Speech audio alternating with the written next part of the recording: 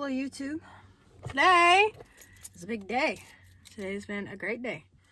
Very important day. Because today is 60 days for me. And I got my 60-day chip to go with my other two. Starting a little collection here. Man, 60 days, bro. 60 days. It has been 60 days. And I don't know how I feel. It's like, it's been a long time. Like, it feels like it's been so long since I did that shit. But at the same time, like, it went by so fast. Like, 60 days got here, like, quick. Like, I remember being at day one and being like, I don't know how I'm gonna get through this, bro. I'm gonna die. Like, and I didn't. I'm here.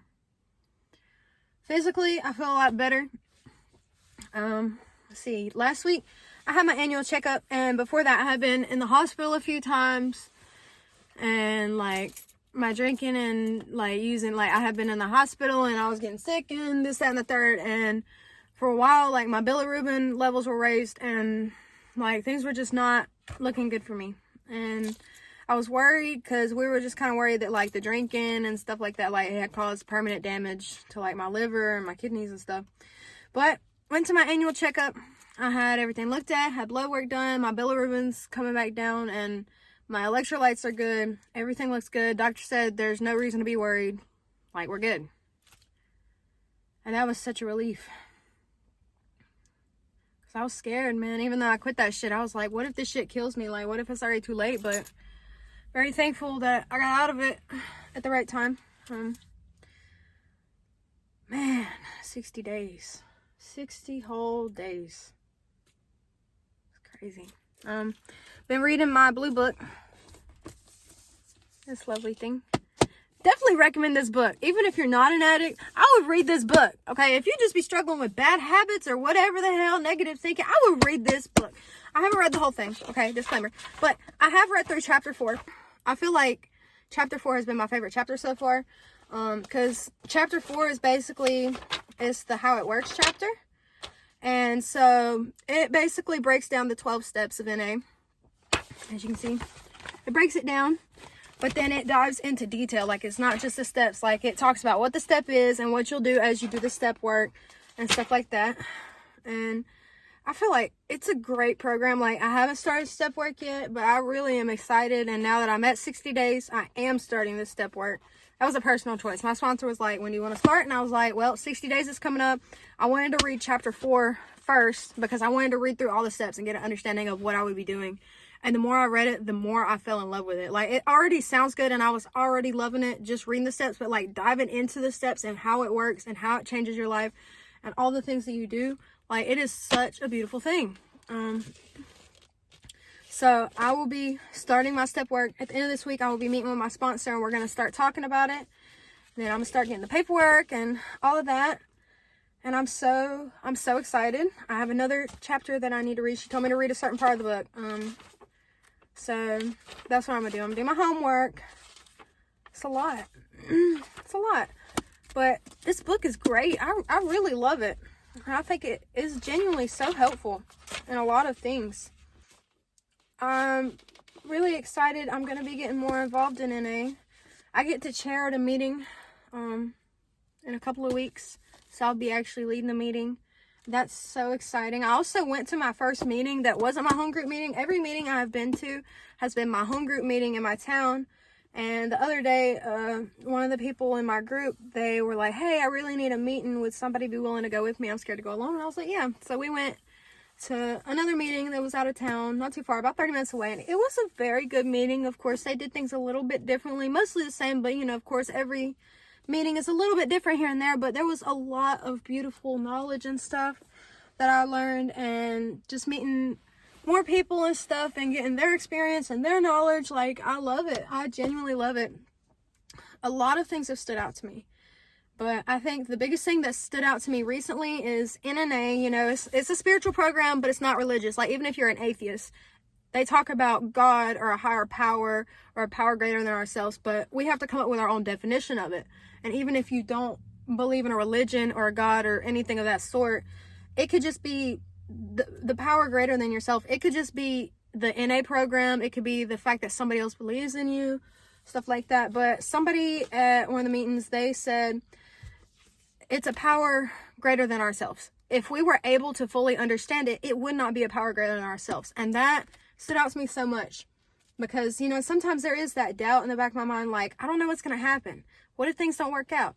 You know, like, where is my place in this world? What does God want from me? You know, the God of my understanding. And that just kind of really, like, stood out to me because it's like, I'm not supposed to understand it. I'm not supposed to have all the answers right away. It takes time. As long as you keep faith and be patient and do the stuff you're supposed to do, everything will work out. And I have realized that as long as I stick to what I'm supposed to do, you know, going to my meetings, working on my recovery, reading this book, trying to change myself and do better for myself, my family, like all of that, I really think that's all that matters. And it's proven itself time and time again. Like, yeah, of course I still have stress. Of course I still have problems, but I actually have a clearer mind now. Like, you know, I don't want to use or hurt myself or anything of that sort. I think that's another really big thing I've learned. And I probably, like, I talk about it a good bit with people, but, you know, there's this big concept in society that addiction is, like, just addiction to physical substances, like physical addiction, right? I think that when people hear addiction, they just think physical addiction, like, oh, you know, your body's dependent on it, you're going through withdrawals. And that is not it. Like, you can go to NA for any sort of addiction or whatever. Like, there are people that come, they talk about, you know, gambling addiction, sex addiction, self-harm addiction. And I realized, like, yes, my substance abuse started when I was 13. And that's when I got into, like, using different types of things. But even before that, I was younger than that when I started developing addiction. Like, I started having self-harm addiction when I was, like, 12. I mean, shoplifting addiction, like, all these different things. And, like, holding myself accountable, being honest and vulnerable, I think that has been the biggest help. It takes a lot of courage to step back and say, I am an addict, right? Because even though I used substances literally for 7 years. I did not admit that I was an addict. I had friends all the time telling me, Robin, you're an addict, you have a drug problem, this is not healthy. And I'm like, no, but I'm not physically addicted to this. And they're like, Robin, you're eating a whole bottle of Benadryl in one sitting. And I'm like, yeah, but it's fine. I just go to sleep for 13 hours so I don't have to think about my problems. And that's not healthy. Even though, yes, I wasn't hooked on Benadryl or whatever, you know, like abusing my medications that were prescription and stuff like that. Like, that's still addiction. And I think that when we reframe our mindset, it not only helps us addicts personally understands ourselves, but for those who aren't addicts but they have a loved one or somebody that they know who is, or even people they don't know, like just seeing a random addict, like it helps us have a little more empathy and compassion, understanding that this is not a moral deficiency, it is a disease. I will always be an addict. Even if you're not using, you still have the mindset of an addict and you have to work very hard to overcome it. And a lot of people realize that, like, even when you're not using addictive substances, a lot of us are just trying to fill a void, right? Whatever it is that will make us forget our problems or not worry or feel happy temporarily or whatever, whether it's drinking, smoking, doing drugs, having sex, having unhealthy relationships, going back, being codependent, you know, being in abusive and toxic situations that we know are bad for us, but we feel lonely and we feel like we need something to fill a void in ourselves. Whatever the problem may be, some people may view it as just a bad habit, whatever you want to call it, that stuff is not good for you. And it's very important to overcome that stuff. And so that's why, like, the 12 steps, that literally the first step of the 12 steps. Okay, let's go to chapter 4, y'all. Let's go ahead and do some book work today. So we have step 1. We admitted that we were powerless over our addiction and that our lives had become unmanageable. And that's the first step to all of it. And the way that the 12 steps are set up, you cannot just start doing step 10 or nothing like that. You have to complete each step in order because they build on top of each other. And like this book dives into that, why and how they build into each other. And I think it is such a beautiful program and I am so thankful for it. And I really think that there should be a little bit more awareness about it. Like, it's amazing. Another big point that I really like, and I'm actually going to read this directly from the book. Our inability to control our uses of drugs is a symptom of the disease of addiction. We are powerless not only over drugs, but over our addiction as well. We need to admit this fact in order to recover. Addiction is a physical, mental, and spiritual disease that affects every area of our lives. And that's just reiterating the same things that I just said about how it's not just about physical substances. Like, NA has been around for so long. Like, I've met people that are older, younger, they've been going to NA for a long time. I've met fellow addicts that are literally in their like 70s that are still going to NA, and they're like, I've been clean for decades, and the only reason that I was able to do it is because of NA.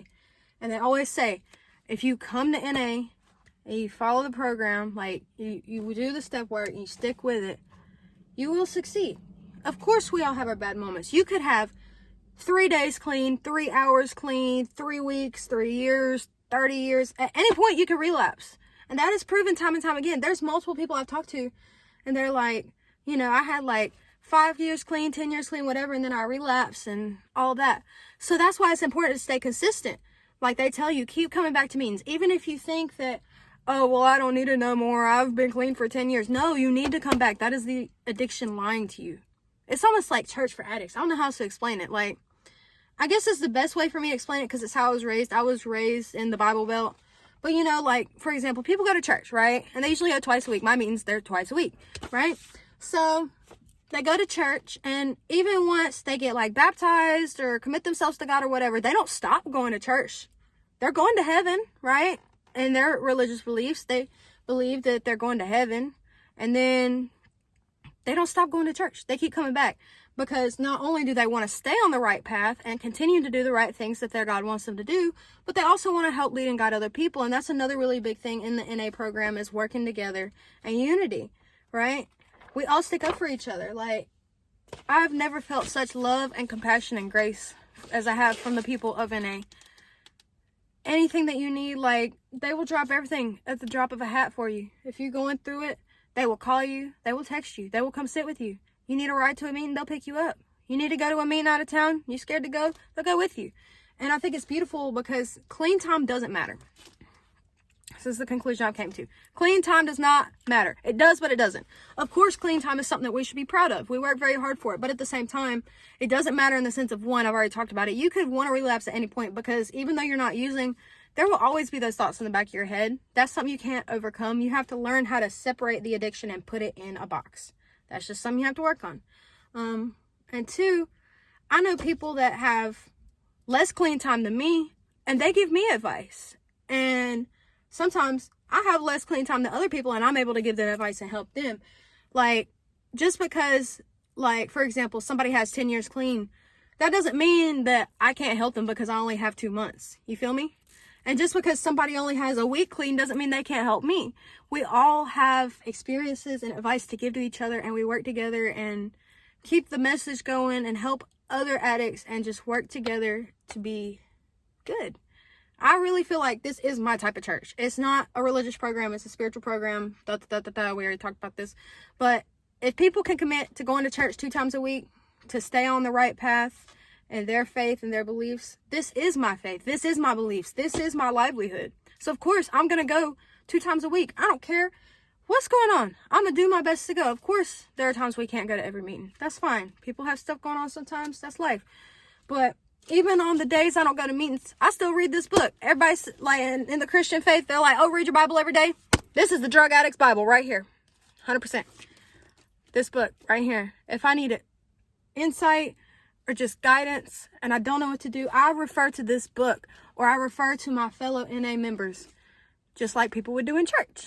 You know, me and RJ, we've been working on getting situated in our new house. I've had members from NA, they've helped donated stuff, pots, pans, cooking supplies, you know, different stuff we need.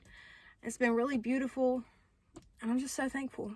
I want to keep going on this path, and I want to continue talking about it. I really like being able to express myself through these videos. I like to talk about this program because I feel like it does help people.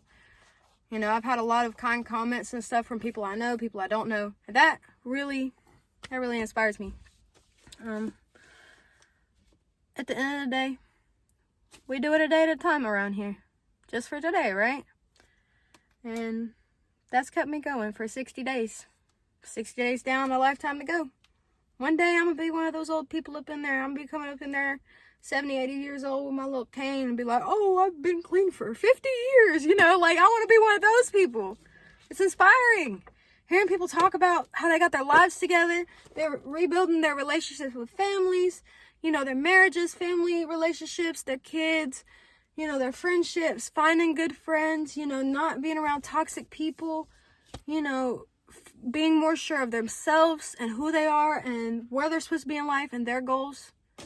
It's so beautiful, and I'm so grateful. I feel like I just keep saying that, but that's really all I can think about, man. Like, there's no other way to put it. This has been a journey, bro. It's been hard. I've had hard moments, but every single time I've had a hard moment, there's not been a second I've been through it alone, because anytime I've been going through anything, feeling like shit, whatever, all I gotta do is text in our group chat or call somebody, and they're there. They'll listen. They'll talk to me. And I love it. I really hope this video gives you guys insight, whether you're going through addiction or you know somebody who's going through addiction or you just want to learn more. I really hope that these videos give you a little bit of insight of what it's like, because addiction is not a moral deficiency. We're not bad people. We've done bad things, but that's not who we are as people. That is the addiction. It makes you do and say things you don't want to do or say. And once we move past it and we look at it from an outside perspective, like, one big thing for us is honesty and admitting our wrongs and trying to right them. That's part of the step work. And so I'm going to be getting into that, and I'll keep you guys updated on that. But yeah, just know that you don't have to go through this alone. If you feel like nobody in this world cares or whatever addiction you're going through, you know, self-harm, drugs, drinking, whatever it is, I would highly encourage you to reach out to a local NA group.